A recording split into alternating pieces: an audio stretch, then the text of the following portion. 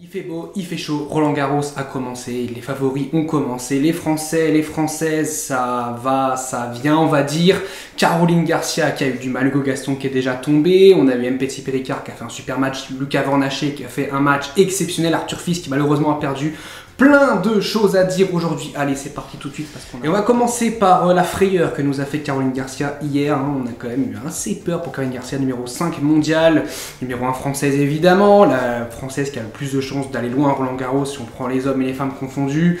Franchement, Caroline Garcia qui a eu un match très compliqué face à Shinaz Wang, qui a très bien joué. Gauchère, moi, elle l'a bien géré. Il y avait beaucoup de vent. On sait que Caroline Garcia, quand il y a du vent, ça peut un petit peu frustrer son jeu. On sait qu'elle a besoin vraiment de taper très fort dans la balle, de rentrer direct en retour. Alors forcément, s'il y a du vent, bah, sa balle, elle va être prise par le vent. Donc forcément, elle va avoir moins de contrôle sur sa balle. Déjà qu'elle a un jeu quand même qui est très à risque. On sait qu'elle rentre à chaque fois dans le court à au moins 1m50, 2 mètres devant la ligne sur deuxième balle. Donc elle a besoin d'avoir des conditions optimales pour pouvoir placer très bien son jeu. On sait qu'en plus sur terre battue c'est peut-être un petit peu moins efficace, même si on a envie évidemment qu'elle gagne Roland Garros parce que c'est Caroline Garcia, c'est une Française, c'est en France, voilà, on a envie que Caroline Garcia remporte Roland Garros, mais c'est peut-être le tournoi le plus dur entre guillemets du Grand Chelem à remporter pour elle au vu de son style de jeu. Mais pourquoi pas, on sait jamais, match très compliqué. Blinkova au deuxième tour, ça va être aussi un match très compliqué, c'est déjà demain. Franchement, ça va être compliqué, mais il faut vraiment que déjà ce match-là, mentalement, il est très important parce qu'elle s'est battue en troisième tête, elle saute des balles de break. Franchement, elle est passée à ça de se faire corriger. Et par contre, il y a un truc qu'il faut que Roland Garros corrige, c'est les loges. Franchement, les loges vides, on n'en peut plus.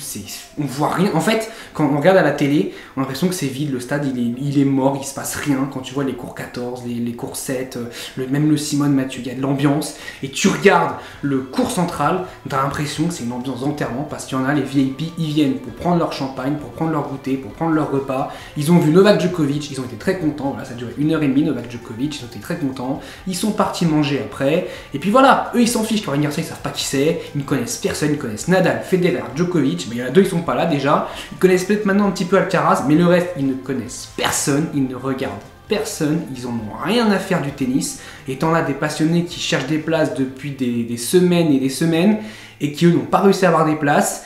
Et t'as ceux en VIP qui ne connaissent rien au tennis, qui vont juste voir Novak Djokovic parce que bon bah il s'appelle Novak Djokovic, c'est une star donc on est obligé d'aller le voir parce que comme ça fait un peu stylé. Ouais, j'ai été voir Novak Djokovic. Le reste on s'en fout et du coup bah il n'y a pas d'ambiance, ce qui fait que c'est pour ça que les cours annexes bah, c'est plus intéressant que les cours principaux, même si l'Anglaine il y a une très belle ambiance, notamment avec Benoît Paire, on l'a dit hier, il y a vraiment une très belle ambiance et on espère qu'il y aura encore de très belle ambiance, mais le central c'est compliqué, c'est pas que pour les matchs féminins, parce que j'entends oui c'est que pour les matchs féminins, parce que c'est nul et tout. Lucas Pouille c'était déjà plein en 2019 de l'ambiance sur le Châtrier avec les loges. Il n'y a pas que les matchs féminins, Medvedev aussi c'est une catastrophe, il n'y a pas beaucoup, il y a les loges, parce qu'il n'y a personne. Donc c'est pas que les matchs féminins, franchement c'est global, c'est un problème global sur le central qu'il faut à tout prix régler. Un autre problème, c'est le problème Hugo Gaston qui malheureusement déjà perd dès ce premier tour à Roland Garros. Bon bah voilà, Hugo Gaston qui a eu des problèmes, on sait, un petit peu extra-sportifs récemment. Il a balancé une balle de sa poche volontairement en plein point. Alors je sais pas ce qui s'est passé dans sa tête parce que franchement, vu toutes les caméras qu'il y a, faire ça, mais c'est pas discret du tout. Franchement, il a été tout sauf discret à faire ça. Tout le monde l'a vu et franchement, c'est ridicule. Ce geste est ridicule et anti-sportif. Donc Roland Garros a commencé un petit peu pour lui avec cette polémique. Match très compliqué face à Molchan qui joue vraiment très bien sur terre. Pour moi c'est un très bon joueur sur terre battue, en plus coaché par Marianne Vajda, l'ancien coach de Novak Djokovic, le coach légendaire de Novak Djokovic. Déjà l'année dernière je trouvais qu'il avait fait un très bon Roland Garros, même s'il perd contre Novak Djokovic au deuxième tour, donc forcément il n'y a pas beaucoup à s'en vouloir, mais je trouve que c'est un très bon joueur sur terre battue, il joue vraiment très bien sur terre battue. Et voilà, bon Gaston c'est dommage, le deuxième set il peut aller peut-être le chercher s'il fait l'effort, le troisième set il a le break. Mais bon, c'est compliqué pour Gaston, en ce moment c'est vraiment très compliqué, on sent, il a fait les beaux points, il a fait vibrer le public, mais bon, malheureusement bah, ça suffit pas pour gagner le match. Il y en a un aussi qui a fait vibrer le public du 14, alors c'est pas un Français, mais bon, presque on va dire, hein, on est collé à lui, il nous fait vibrer, il a 38 ans, il est toujours amoureux de ce sport, mais comme un dingue, c'est Stan Wawrinka.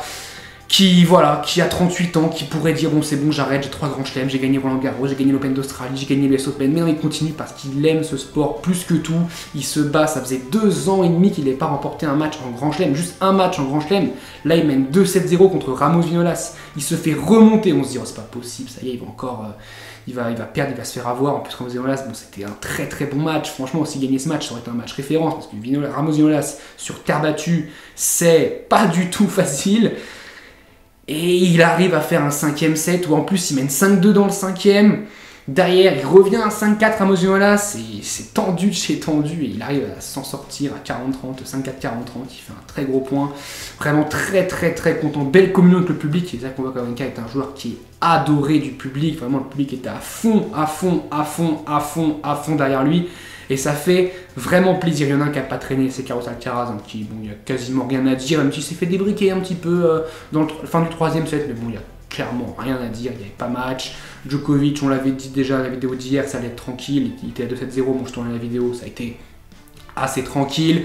On a eu Lucas Van Haché qui a fait un match exceptionnel. Alors je sais que c'est Cecchinato, je sais que Cecchinato ne met pas un pied devant l'autre depuis sa demi-finale à Roland Garros, mais quand même c'est un joueur qui a l'expérience justement des grands tableaux au Grand Chelem, qui a l'expérience de Roland Garros, puisqu'il sait comment passer les tours à Roland Garros, et il se prend 1-1 et 3 par un joueur qui n'avait jamais fait un match à Roland Garros hors qualification et hors junior. Il a remporté Roland Garros junior il y a 2 ans, je rappelle, contre Arthur Fils justement, mais il a fait un match, mais parfait, il n'y a rien à dire. Prochain tour, c'est venger son pote Arthur Fils qui malheureusement a fait un bon match face à Davidovich Fokina. On a senti un peu la fatigue de Lyon, toujours compliqué hein, quand on gagne un titre juste avant un grand chelem. Souvent dans le grand chelem, bah, tu perds au premier tour, et ça arrive même à des grands joueurs, hein. C'est déjà arrivé à des grands joueurs de faire ça.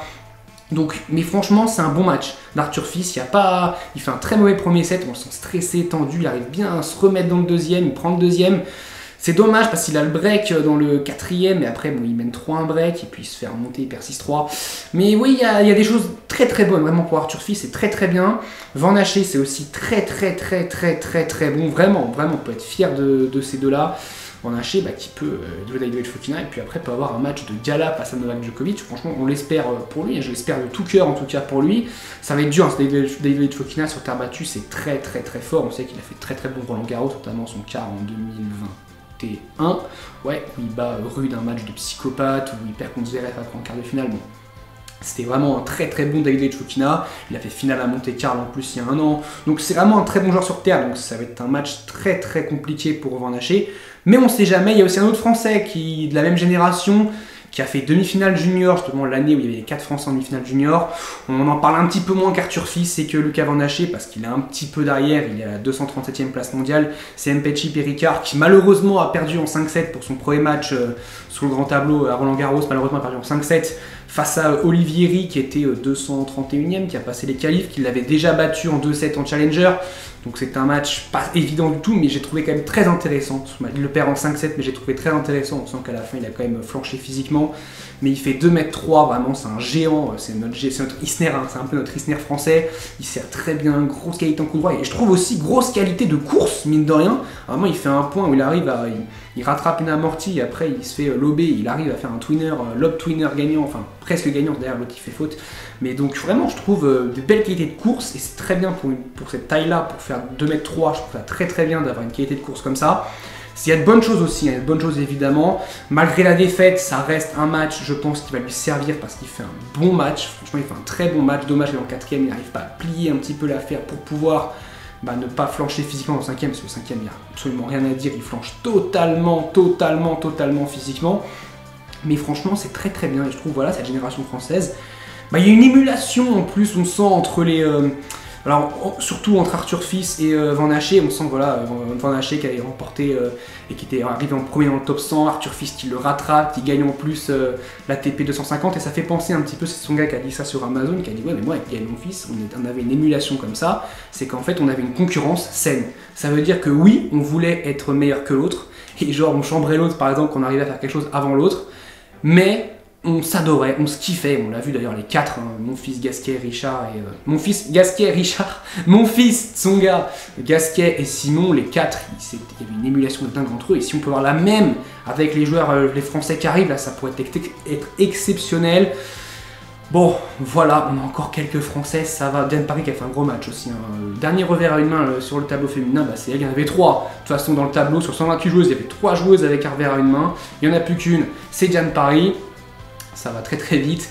On se retrouve très très vite demain à Roland Garros, donc il n'y a peut-être pas de vidéo demain, mais on se retrouvera sans doute jeudi pour parler de tout ce qui s'est passé. On espère qu'il y aura des Français au 3e tour, au moins une Française au 3e tour, Caroline Garcia, on espère quand même. On se retrouve très très vite. Je vous dis salut à tous, dites-moi vous ce qui vous a marqué aujourd'hui, portez-vous bien.